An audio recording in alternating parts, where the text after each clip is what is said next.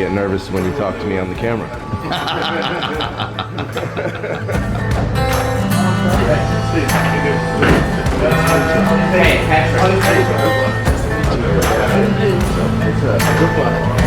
It's cool to be here.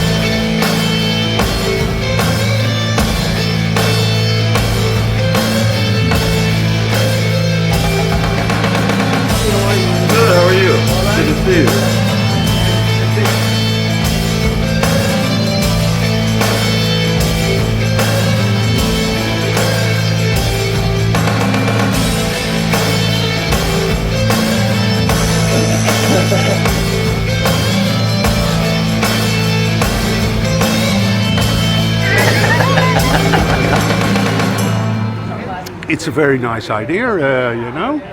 It's nice that all those old-timers come together nowadays, you know, and tattoo everywhere in every city. Good idea. Yeah. Any wishes for the guys on the tour? Go to the red light district, get fucked, get stoned, and enjoying Amsterdam by night and by day. Yes! Larry Davis, Gateway Tattoo, Suffern, New York. Charlie Roberts, Spotlight Tattoo, Hollywood, California.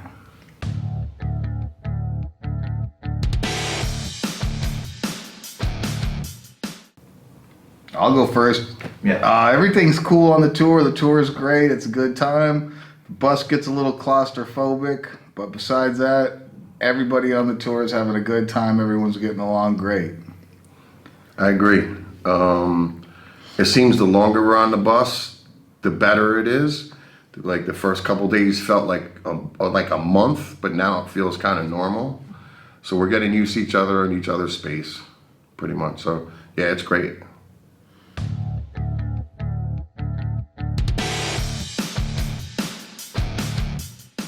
That was in the very beginning, 1990. I opened my first shop in 1988. And in 1990, there was a big international convention in Pittsburgh, and Jack Rudy introduced Paul to me and said, you should work for Larry, so Paul came working for me. And that lasted about a year and a half, and then he hit the road. He would come back, it was like his home base, but he would come back and stuff and work when he needed a spot to work. But yeah, we're still friends, you know. But then after that, he opened up in the city, and as soon as it turned legal, he wanted to be in Manhattan. So that's when all that shit happened.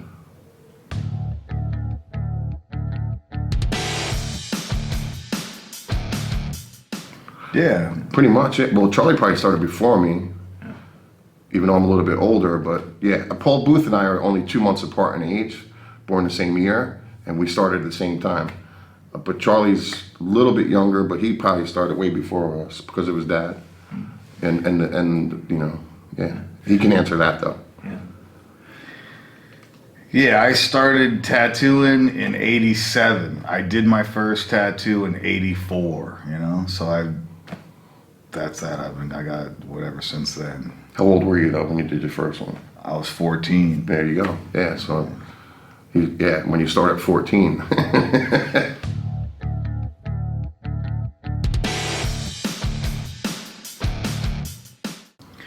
I think the main thing probably was just like real heavy hitters rolling through, you know, like real good artists that would show you, you know, where you were at. You know, you could look at these people and just be like, damn, like these dudes are pulling off some wild shit, you know, like you better get on your game, you know what I mean?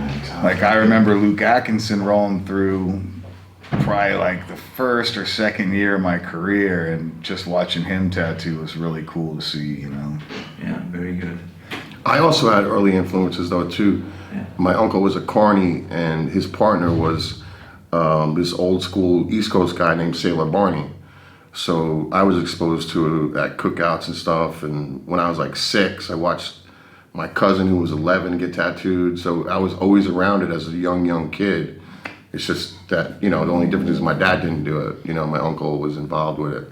So it was always in my life. It's my biggest memory growing up is tattooing.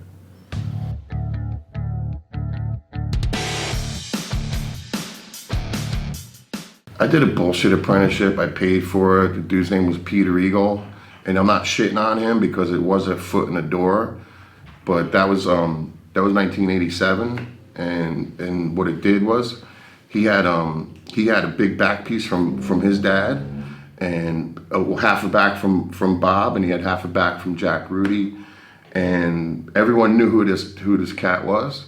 So it gave me like a foot in the door. So I used his name, but the apprenticeship was bullshit. He almost shot me. That's why I left. He almost killed me by mistake with a 45. Seriously, bro. But no, he had a back piece from your pops, and that was, that was like I could use his name, and that was my foot in the door, Sure.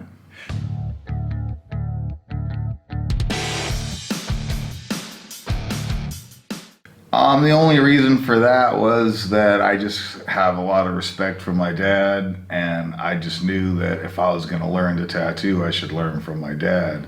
I mean, that was my young mind thinking, you know what I mean? Like now that I'm older, I probably should have jumped on it just for the fact that it's a long ride, you know what I mean? And I can go back and learn from my dad too, but Amsterdam's always a fun spot to be, and Hank's like my uncle, you know what I mean, straight up. So it's all good. I go both spots. I still roll.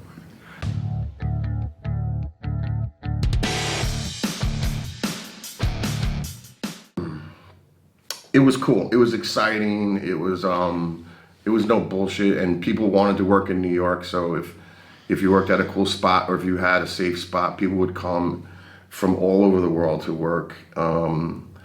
When I first started working, though, it was with a lot of MC clubs, and they treated me like gold. And but I was looking back, I was just a young kid, and but it was a great experience. I wouldn't trade it for anything. It really was. New York, especially in the late '80s, early '90s, was on fire with good times, man. It really was, and you can't explain it to someone. It's probably happening somewhere else in the world right now, but like those early years in New York were just really good, and you get people from all over the world, Japan, all over Europe, just to be in New York. And I don't mean like Brooklyn, New York. I don't mean that hipster bullshit. I mean like New York. Tom DeVita had just left, and but that's when it really started to open up. Yeah. Man, I'm kind of at a loss for some names, but yeah, you have had some old school guys that, some left when it became illegal, but some didn't, or they started a supply company. And then, like the early national conventions, it was always someone from New York there, So yeah, New York was really special back then, for sure.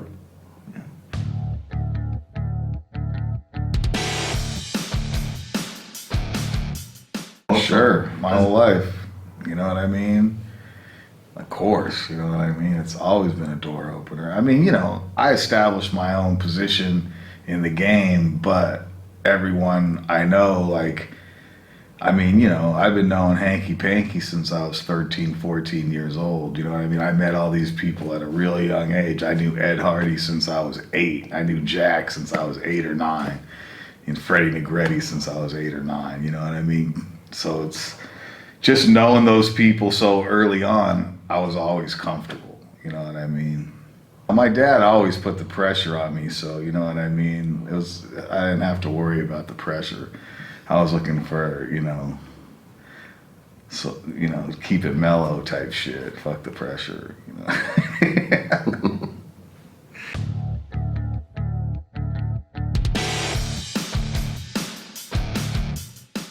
Japan, I've just always done good there. Permanent Mark lived there, and I used to always stay with him and work with him a lot at Scratch Addiction.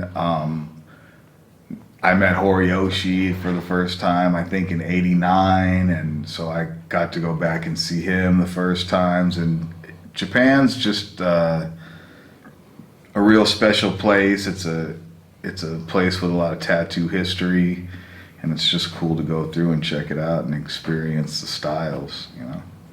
It's actually a lot more underground there, you know what I mean? Because everyone's afraid they're gonna look like the Yakuza if they get tattooed, but now younger kids have like blasted out of the sleeve and the neck, you know, and so they got their hands and their neck all tattooed, so they don't really look like Yakuza anymore, and the images they choose don't really look that way, you know.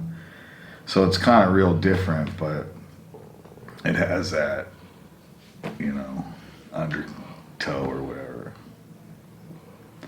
I don't know. Okay. There's always more edges when it's underground slightly. Yeah. There's always gonna be cutting edge shit going on when it's a slightly underground. If it, you know, mainstream is mainstream, you know, who wants to be part of that? I don't want to be part of that. I know that, you know.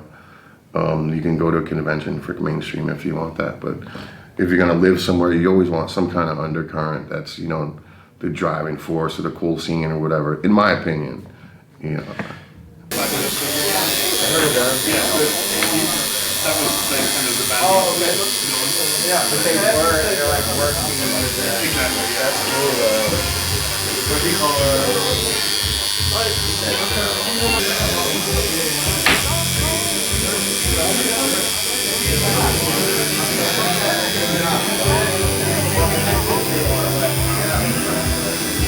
Yeah. No, when Oh yeah, mine sure hasn't sent. okay, to me. it'll come through.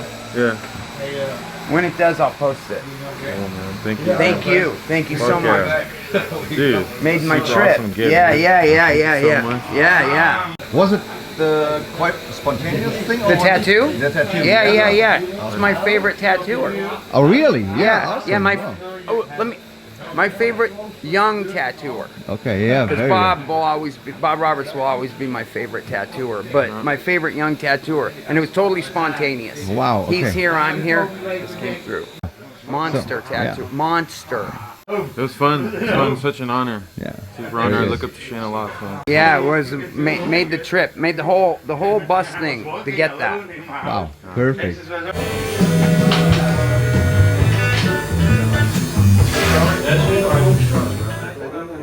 I got like active in tattooing as a fan and as a photographer in the early 70s.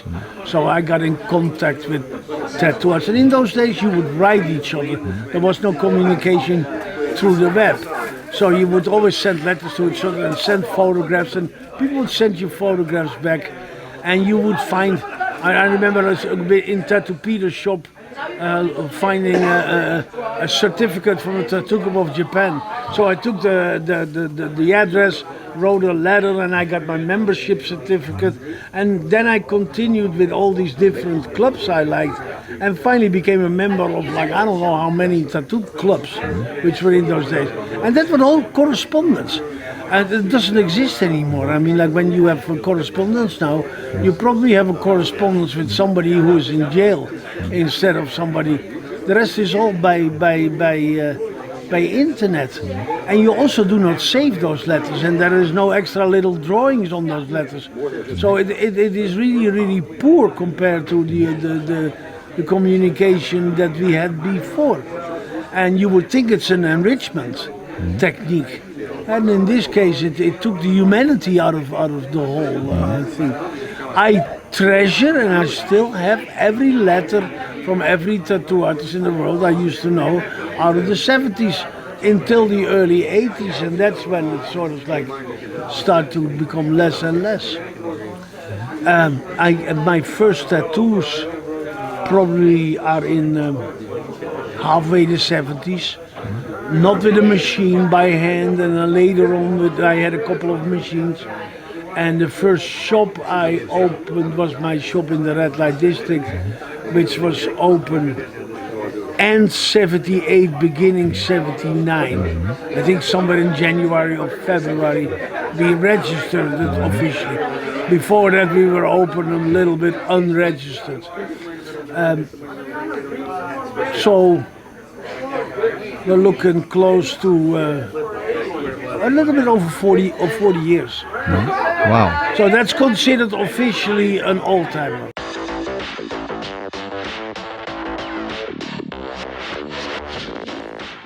In Amsterdam, and there was one more man in the east of Amsterdam who did this as a hobby out of a little basement. Rotterdam had a couple of shops. Rotterdam traditionally had the first shop after the war. Albert Cornelissen. Cornelissen later worked with Herbert Hofmann in Hamburg, but Albert Cornelissen opened up the first shop. Before that, there was a man called Herman de Boer, who had and I tried to find it, but I never found it. They had a huge glass stained window in the bar which says electric tattoo in glass stained window. You know, I wish I could find that. I turned all of Rotterdam upside down, but I think it was lost in the Second World War with the bombardments. So like that whole center of the city was heavily bombed, and I think that's where the tattoo shop went as well.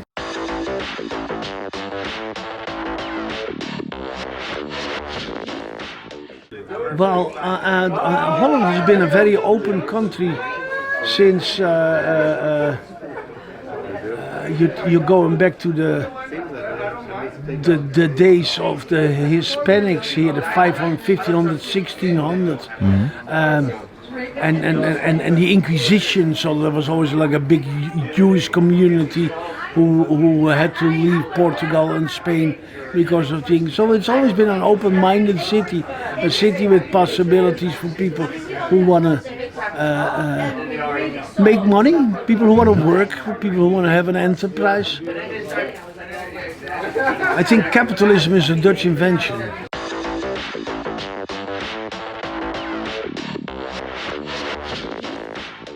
I was a photographer. I worked in the center of the city, and which was near the red light district.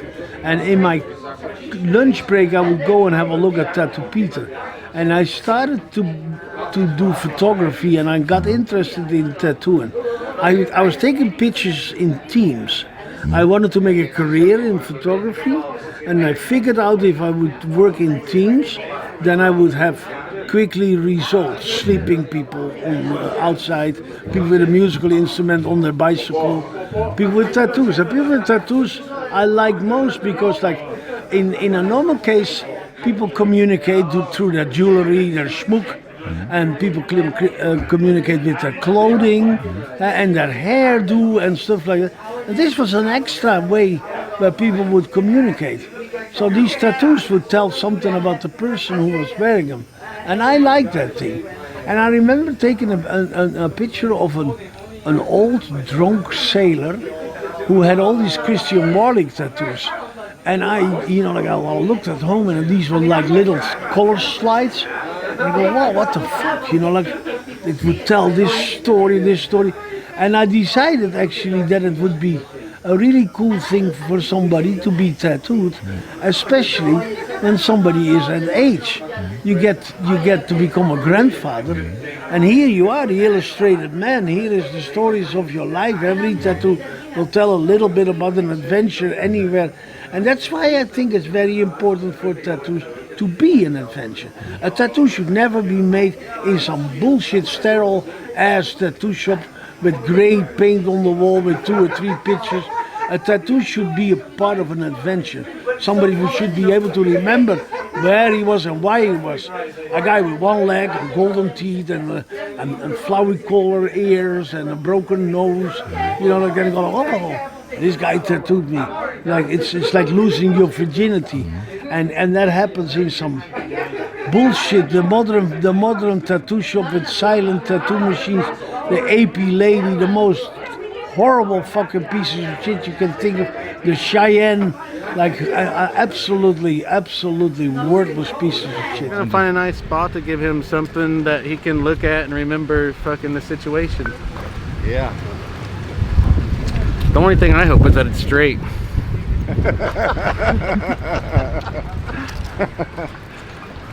I mean, that's half the reason why to fucking get rid of the fucking static that was going on. Even though it was beautiful static, it's just sometimes too much for fucking certain things. I think certain things should be done in certain places, but you will never know what the right place is. It's all, I don't know. I really don't know.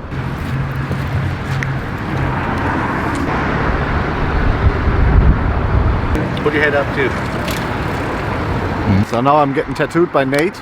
I'm really looking forward to it. Look at it. Sorry, Mom. How could you ever fucking control tattooing? You tell me.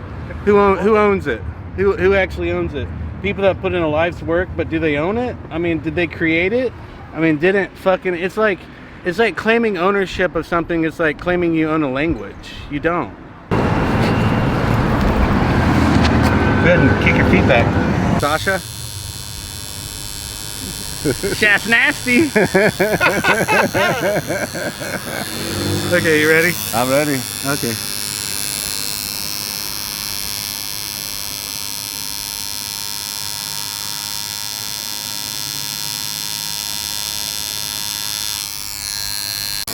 This is the coolest shit I've done in a long time. Where am I at? Amsterdam? On a canal? Yep. Fuck, dude. If it gets any beautiful, tell me. I think everything should have a little magic like that, right? Damn right. It's straight. I don't know if it's slightly crooked, but it seems pretty straight. Crooked? Now it's... Before I look at it. Oh, yeah. Really hot, man. Thank you so much. Awesome, man.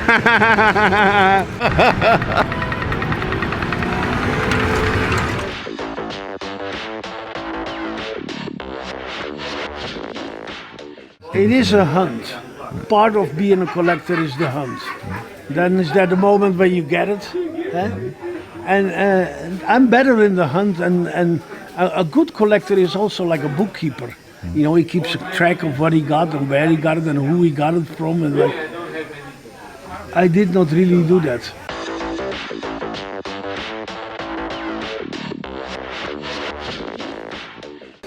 I think you have to collect both. Stories are very important, I think, and right now, and you look at the museum world, they really appreciate stuff with a story, and that can be anything.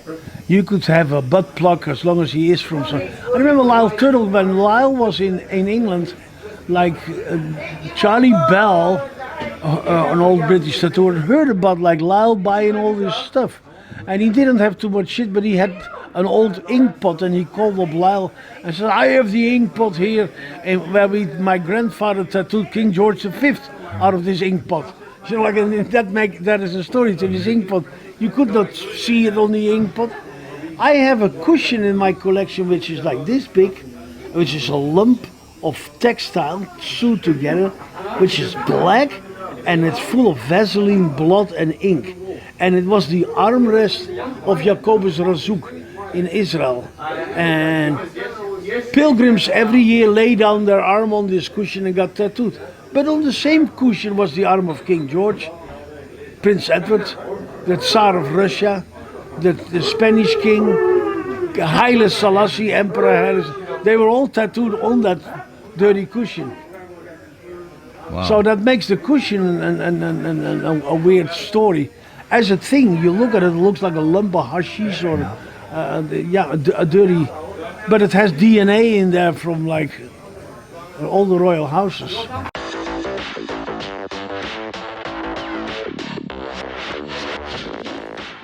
Well, it was the days also. I mean, for the first time we were able to introduce to the world like what was going on in other parts of the world. I had a big fight with the Dutch tattoo artist because I refused Dutch tattoo artists to work at the first convention because I thought none of them was good enough at that moment to work at the convention.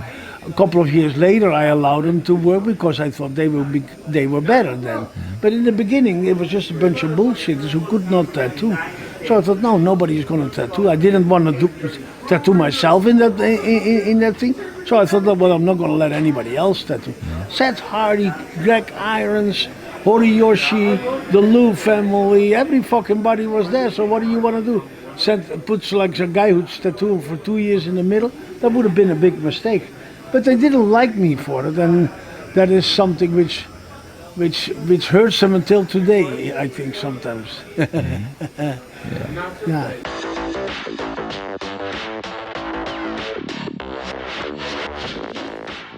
Like in the beginning of the year, I did a 41 theaters in Amsterdam, so I did a little tour in the country. And I realized all of a sudden that people like it when you come and visit them, instead of them have to visit you. So it's important, it's like a missionary's job. You spread the word, you know, like, and that works with something like that. A bus or a boat, people have a chance to meet people they would never meet before. They go to a convention, there's 500 or 600 of these idiots, there's way too much. So like conventions are too big. Conventions should be smaller and then they work better. We used to do a convention with 50 people, 40, 50 people. And Eric is doing one which is like 200 people now in Philly, which is also a good idea. 500 or 600 people really is too idiotic. You go to a convention nowadays and nobody knows who the fuck you are and you have no idea who the fuck they are. It really is terrible. Yeah, there is a couple of these old icons who still are recognized, but like it's getting thin. It's getting thin. Like I got I talked to Paul Jeffries, you know, who is a big name in the old tattoo. He says I don't want to go to a convention anymore because nobody knows who I am. Yeah. Well, it's ridiculous. Absolutely. Yeah.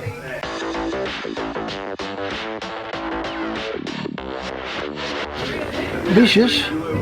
No, there's no special vicious. Like if they all make a little bit of money and go back home happy and realize that they were part of something special and that this is maybe the beginning of something else, because that you can do it in different ways. I told you a couple of days ago I saw a big Rijnaak, a boat with 12 rooms on there. Like, what fun would it be to go on a boat? You know, like the next thing is we are on a plane, the world tour. I'd like to see that one happening. Hot air balloon? What are we going to do next year? Hot air balloon. Tattoo up in 2,000 meters high in a hot air balloon.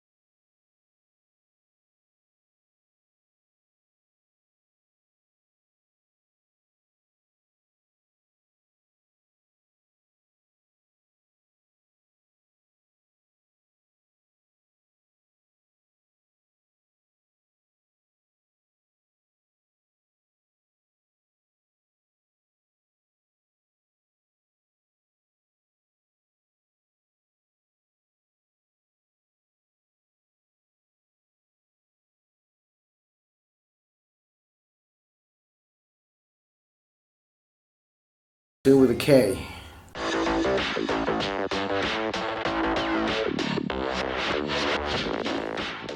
Good. It's full of laughs, you know. It's always good taking a piss at other tattooers, you know. I'm usually a guy that does that, you know. People take themselves a little too seriously, don't you think?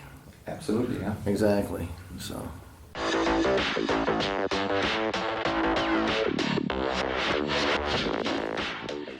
What was that all about? Oh, okay, so Dig. My wife's always looking out for different real estate, you know what I mean?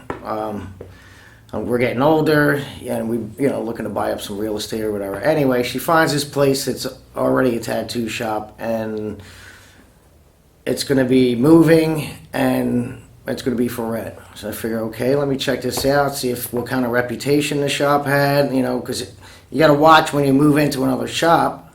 If you move in there and they get a shitty reputation, you're fucked.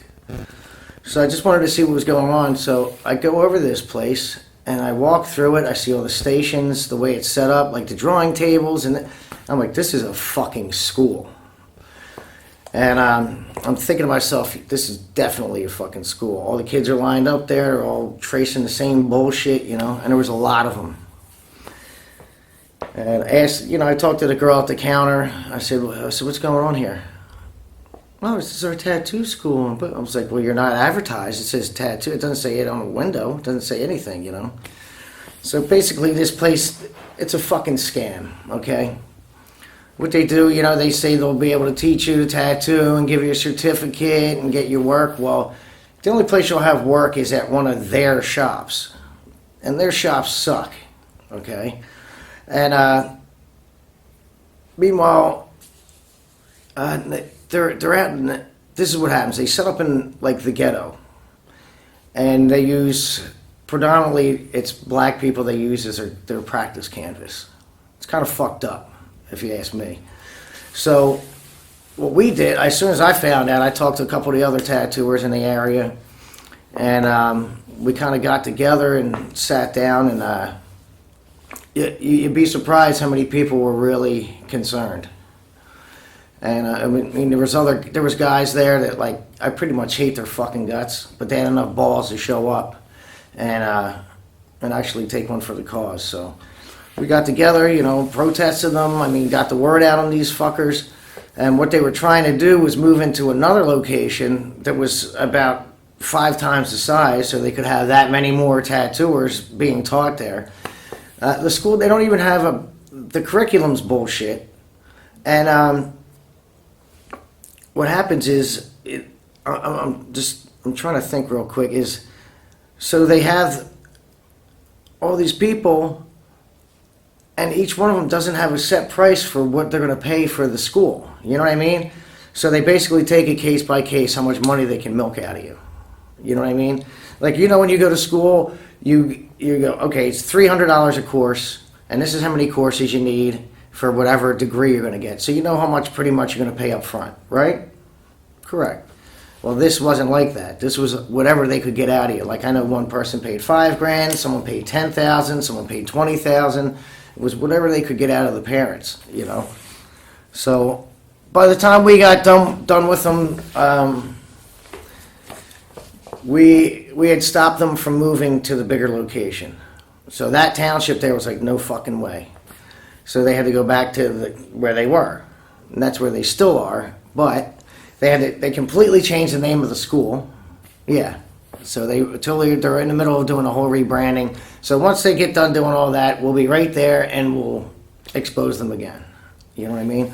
So meanwhile, we're trying to get some reasonable laws, you know, together for Pennsylvania, because there's no statewide law. It basically goes from county to county, and basically the only 2 counties that have any health department laws are Philadelphia and Pittsburgh, and maybe a few random ones here or there, maybe Harrisburg where the capital is, but it's pretty fucked up, man. It's, you know, it's like the Wild West. So that's pretty much to answer your tattoo school question.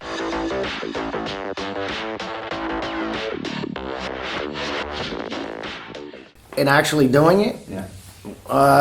Well, talking to people, you know, because I don't always know their whole story.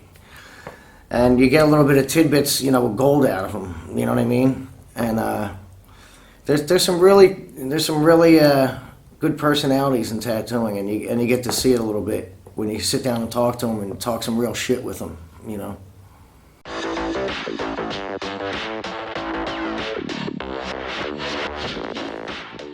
The first time I met Hank was in New York City, and that would have had to been 94 or 5, something like, maybe even 96. I'm not exactly sure. Things get a little muddy. But we were going up there. Freddie Corbin was in town tattooing with us, and I was in a band called Rancid Vat at the time, so we had a gig that day up at CBGB's. So we figured out we'll go up early. There was Ed Hardy put on an exhibit up there called Pierced Hearts and True Love, and Hank was going to, you know, give his speech, and, you know, I guess Hardy gives his speech or whatever. But whatever, we got up there after the whole thing. We kind of got like a a later viewing of everything. You know what I mean? Like a kind of private viewing. We went in there and looked through everything with Hank and Freddie. And Freddie introduced us to Hank. You know, me and the Cosmic Commander and Sonny Tufts was with us, I believe. And went out and eat with them guys. And later on, we played CBGBs. And oh man, what a fucking pisser Hank was, man. You know, like.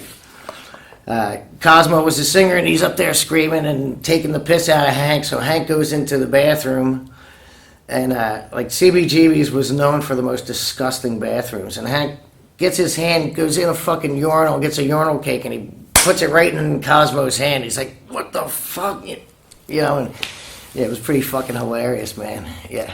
So after that, he's like, "Man, we got to get you guys over there to play the convention," or blah blah blah blah blah.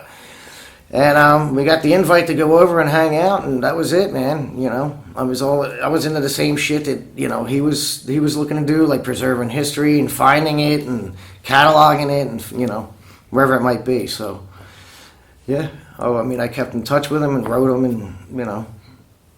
How often have you been in Amsterdam in over the years now? Oh, jeez, hundreds of times. You know what I mean? We've been in and out. Always working and for the music? Yeah, not music, but more just tattooing. Yeah, more tattooing and hanging out with friends. And, you know, when the museum was open, you know, we're coming over a lot too. Yeah, it's almost like a second home, you know. It's my second home in Europe, you know what I mean? For sure, you know. It's not all about, you know, drugs and pussy, you know what I mean? You know, that city's got a lot of history to it as well. You know, the museums are fucking dynamite there too. And, you know, I just feel at home there, you know, so.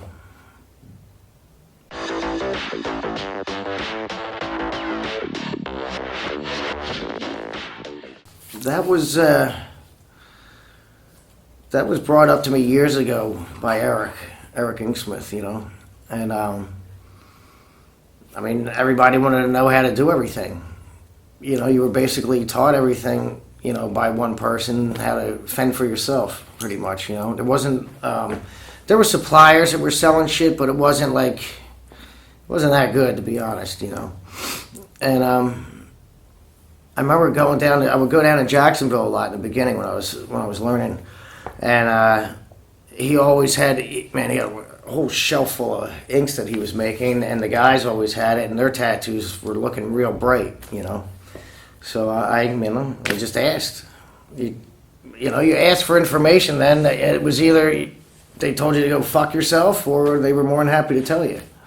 There was no gray area. It was either like, fuck you, get the fuck out, or yeah, man, come here, you know. It was either one of those two things. So, and I made them for years for myself and the guys at the shop, you know. And the more you see people pumping out bullshit in this business, the more I was like, fuck this. You know, there's guys making money off of tattooing that are A, not even tattooed, and B, aren't even tattooers. So fuck them. How about that? You know? Why don't I make some money and sell it to tattooers that appreciate it, you know? Because not everybody buys my inks, you know? Like the guys that buy my ink know what kind of ink I'm selling.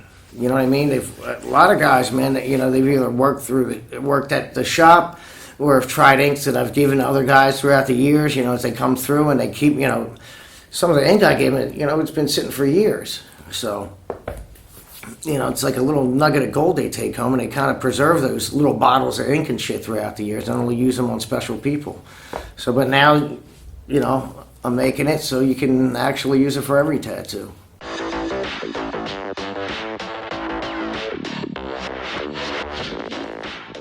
Band. Fuck, man. I was playing... At one point, I was probably playing in 6 bands at the same time a few years back, you know.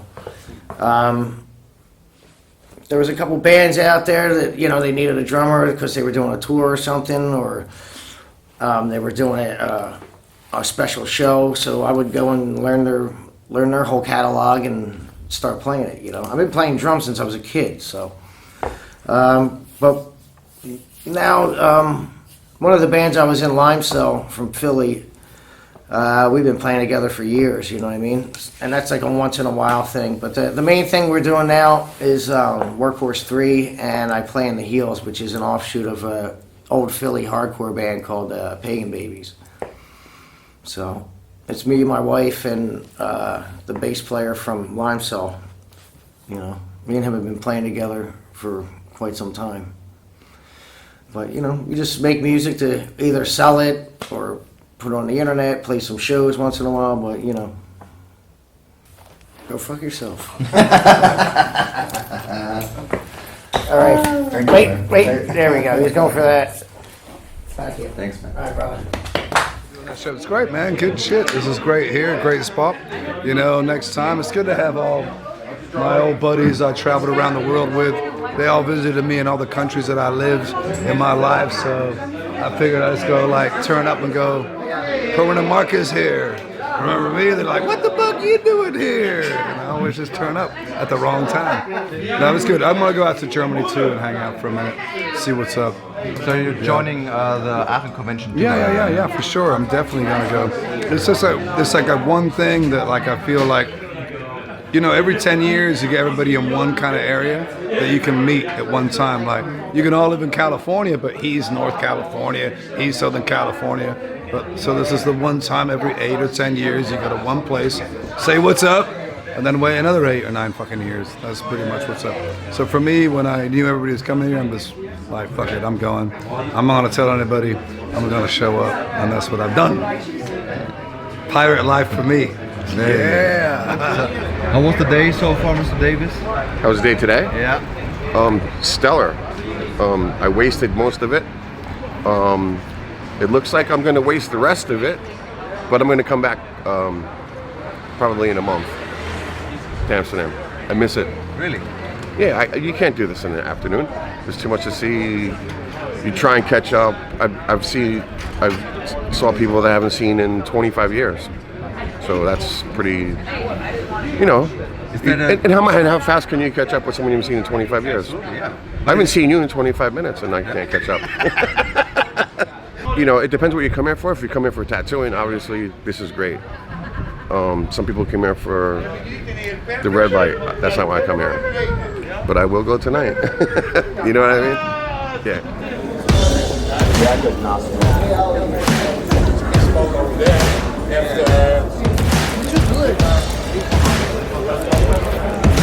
First time off the rag.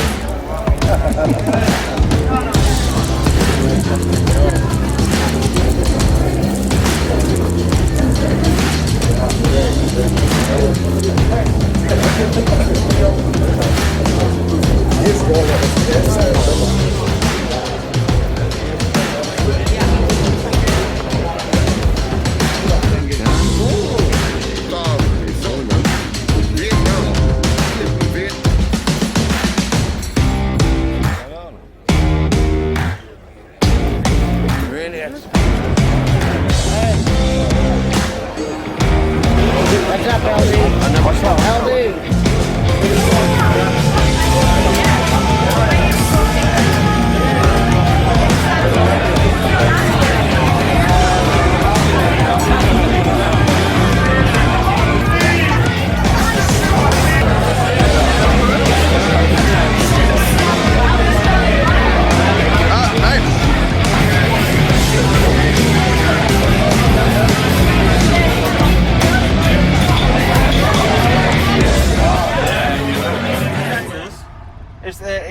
Stay till you're dead, or it's gonna be forever. I hope so. Yeah? That's what I paid for. Oh, okay. I paid for the death.